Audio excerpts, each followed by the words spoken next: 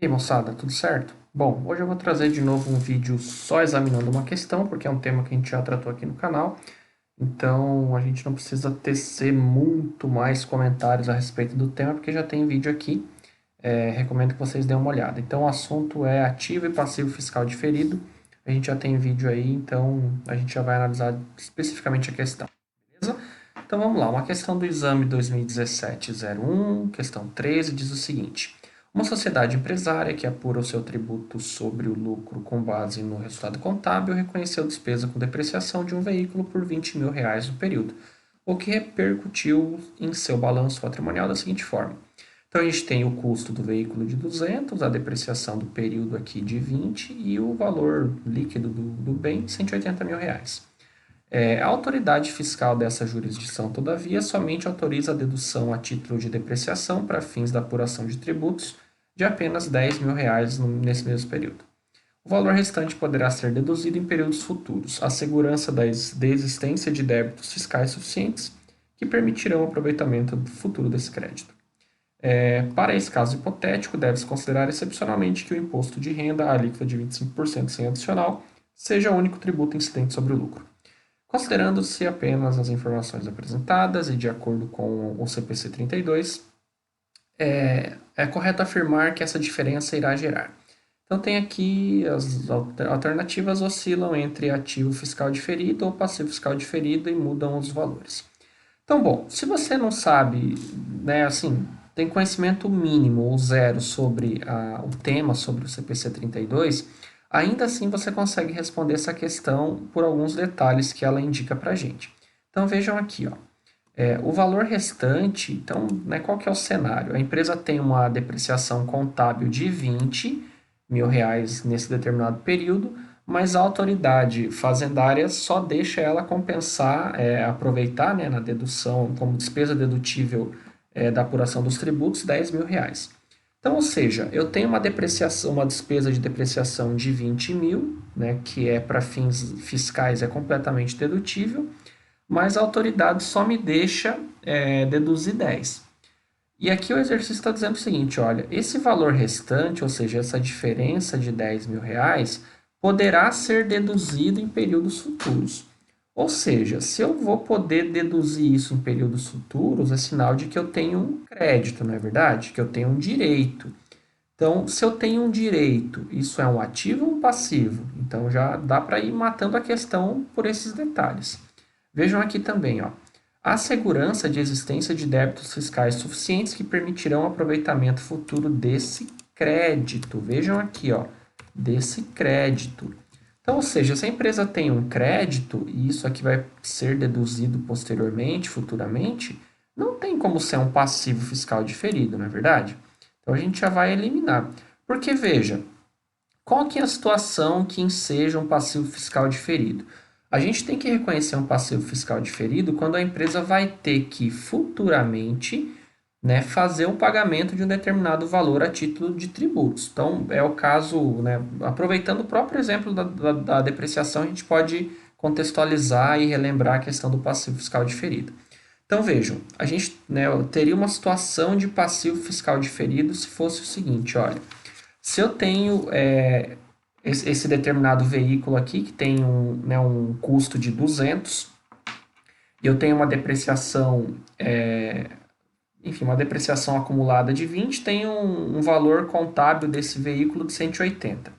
Se para fins fiscais a minha depreciação fosse maior do que 20, por exemplo, eu tivesse uma depreciação fiscal, colocar aqui, depreciação fiscal, por exemplo, de R$ 80.000, eu estaria me aproveitando de um benefício tributário agora, que posteriormente eu vou ter que ajustar, porque veja, se fosse o cenário, eu tenho uma depreciação contábil de 20 acumulada, mas para fins fiscais essa minha depreciação acumulada está em 80, significa que eu estou pagando bem menos imposto do que eu deveria pagar. Daí, claro, por alguma autorização fiscal, alguma medida específica que a empresa adota, em observância à legislação, evidentemente, né? Ela estaria tendo um benefício fiscal agora. Só que isso não desobriga ela de pagar esse tributo. Futuramente ela vai ter que pagar. Então, por isso, ela reconhece um passivo fiscal diferido. em relação, ela reconheceria, né, um passivo fiscal diferido em relação a essa obrigação que futuramente ela vai ter que pagar, tá certo? Porque ela está tendo um benefício fiscal agora, mas posteriormente ela vai ter que fazer esse ajuste, esse encontro de contas no que se refere à questão tributária. Isso seria o caso de um passivo fiscal diferido. O ativo fiscal diferido é aquela situação em que, por exemplo, a empresa ela apurou um prejuízo fiscal num determinado exercício, então ela teve prejuízo, mas posteriormente existe uma boa expectativa de que a empresa vai ter lucros, né? E vai, consequentemente, ter que apurar imposto de renda. A gente sabe que esse prejuízo fiscal aqui que a empresa teve, ela vai poder posteriormente fazer a compensação disso, não é verdade? Então, esse prejuízo fiscal aqui, para fins contábeis, ele é um ativo, ele é um direito que a empresa vai poder posteriormente se beneficiar e deduzir, né, a base de cálculo dos tributos. Então, esse seria o caso que a gente classificaria como ativo fiscal diferido. Nesse cenário do exercício, é muito parecido com isso aqui, porque veja, a empresa ela tem uma despesa dedutível de 20 mil reais, mas a autoridade fiscal só deixa ela aproveitar 10. Ou seja, essa diferença de 10 mil reais aqui, ela posteriormente vai poder compensar, tá certo? Então, isso aqui, essa diferença de 10 mil, vai servir de base de cálculo para a gente apurar esse ativo fiscal que ela tem direito de compensar futuramente, beleza? Não é os 10 mil reais integrais que vão constituir o ativo fiscal da empresa, tá? A gente tem que aplicar a alíquota do tributo. Isso aqui serve de base de cálculo. Legal? Então, veja, a gente tem aqui essa diferença de 10 mil, não é? Qual que é a alíquota do imposto de renda nesse caso aqui? É de 25%.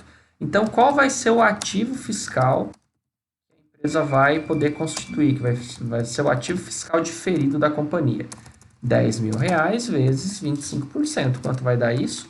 2.500 reais. Beleza? Esse aqui é o ativo fiscal diferido que ela vai constituir. Ou seja, a alternativa que responde adequadamente a nossa questão, letra A. Beleza? Veja, por que não é esse 45? Esse 45 aqui, ele corresponde aí a 25% desse 180. Bom, só pode ser isso, vamos ver. 180 vezes 25 você não vai constituir o ativo fiscal diferido sobre o valor contábil do bem. É sobre aquele pedaço, sobre aquela despesa que você não aproveitou e que posteriormente você vai poder aproveitar. E vejam que é os 10 mil, né? E vejam que não é nem os 10 mil reais que constitui o ativo fiscal diferido. É só o imposto, né, o benefício tributário que você vai poder obter posteriormente sobre isso aqui, sobre esses 10 mil, que serve só de base de cálculo, tá certo? Então, esses conceitos relacionados ao ativo fiscal diferido, ao passivo fiscal diferido, eles são bastante importantes, né, para que a gente consiga manejar bem e não ter dificuldade numa questão dessa que é relativamente simples, beleza? Bom, então a nossa questão já está resolvida. Vamos lá mais um exemplo aqui, enfim, só para fixar mesmo. Vamos pensar em alguns valores aqui, só para a gente verificar como que ficaria a questão, assim, evidenciar, né, o efeito tributário desse não aproveitamento dessa despesa de 10 mil de depreciação. Vamos imaginar o seguinte, que a empresa ela tenha receitas num determinado exercício de 300. Deixa eu colocar na linha de baixo para ficar melhor. Ela teve lá um custo de mercadoria vendida, por exemplo, de 150 mil, 150. E ela tem uma série de despesas. É claro, eu não estou pensando numa DRE estruturada aqui, tá? São só algumas informações aleatórias aqui, só para a gente entender bem, fixar bem esse conceito, tá? Vamos imaginar que a empresa tenha despesas lá com salário no exercício de 20 mil reais, que ela tenha tido, por exemplo, despesas administrativas de 30 mil, por exemplo. E vamos para facilitar aqui, para a gente ficar com a mesma informação do exercício, despesas de depreciação no exercício de 10 mil reais. Muito bem. Então, qual foi o lucro líquido da empresa nesse determinado exercício? Vejamos. 300 menos 150 menos 60, né? Então, ela teve um lucro líquido de 90 mil reais, beleza? Se ela for pagar imposto de renda, IR conforme a alíquota né, do exercício que a gente está fazendo, de 25%, quanto que vai ficar isso? 90 mil vai dar, vezes 0,25, vai dar 22.500, tá certo? Então, aqui, na verdade, não é lucro líquido, né? É lucro antes do imposto de renda, LAIR. E, posteriormente, a gente vai ter lá o lucro líquido de 90 menos 22.500, 67.500, beleza? Então, veja, eu quero que vocês prestem atenção nesse ponto aqui, ó. No valor do imposto de renda e na despesa de depreciação. Se a gente tem o cenário em que não é possível deduzir essa despesa de depreciação, como é que vai ficar esse resultado da empresa? Então, ó, essa despesa de depreciação vai sumir daqui porque a autoridade fiscal não deixou utilizar, tá certo? Então, vai ficar com valor zero, eu vou deixar taxado aqui, tá? A gente não vai usar ela. Qual que seria o nosso lucro antes do imposto de renda? Não seria de 90, seria de 100, né? E, consequentemente, sendo de 100 mil reais, qual que é o valor do imposto de renda devido? É de 25 mil, não 22.500, né? E, consequentemente, qual que é o valor relativo ao lucro líquido da empresa? 65 mil, né? Opa, 75 mil, né? 75 mil porque ela não teve aquela despesa de depreciação de 10.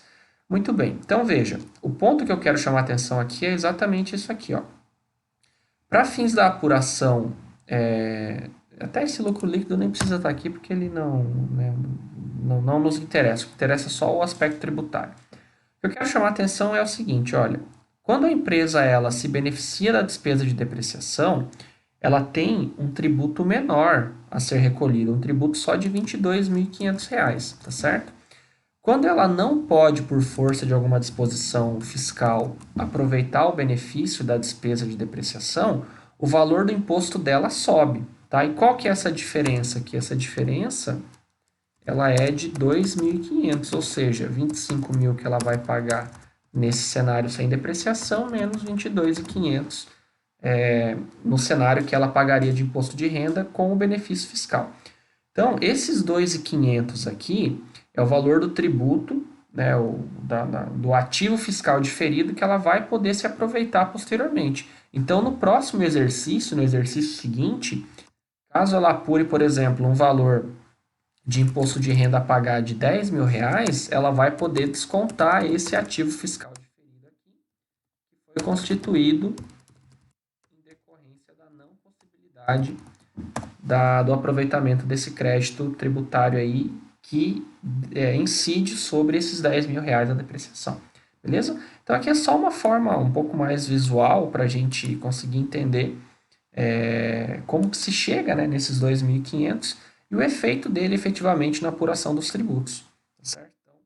Então, a empresa, ela, uma vez que não pode fazer o aproveitamento dessa despesa de depreciação, ela está, na verdade, pagando imposto a mais, né, do que ela deveria e, consequentemente, a própria questão está dizendo para nós que no futuro ela vai poder compensar.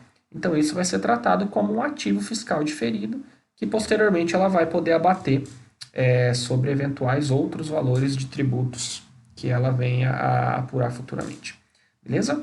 Bom, moçada, esse tema aqui envolvendo ativos e passivos fiscais diferidos, diferenças tributárias, diferenças temporárias tributáveis, não são, assim, temas, digamos, triviais, né? Já tem um grau de dificuldade um pouco maior, e por isso que é bem importante fazer a leitura do CPC, né? Então a gente já tem, eu tenho outro vídeo, na verdade, no canal aqui sobre o tema, eu recomendo que vocês deem uma olhada, que nele eu falo mais desses conceitos iniciais, conceitos básicos, né, que ajudam a ter uma melhor compreensão e que com eles fica bem mais simples para entender, por exemplo, essa questão aqui e alguma outra que venha a ser cobrada.